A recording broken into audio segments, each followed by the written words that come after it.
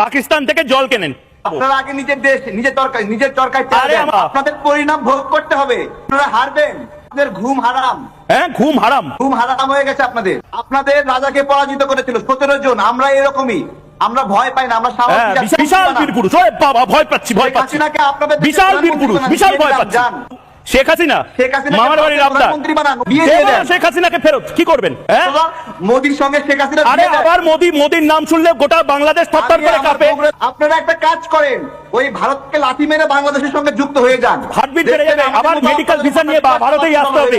আবার আমাদের টাকাতেই এখানে চিকিৎসা করাতে হবে। আমার বাসায় টয়লেট আছে 3টা।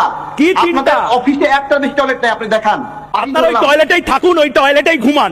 মাফ করুন আমাকে। কি বলবো বলেন? এমন মিছিল বিশ্বের কোথাও আছে? মাঠে ঘাটে হাঁকবো না, গুবার খাবো না, এটা কোনো কথা? আপনারা কি পর্যায়ে নিজেদেরকে নিয়ে গেছেন?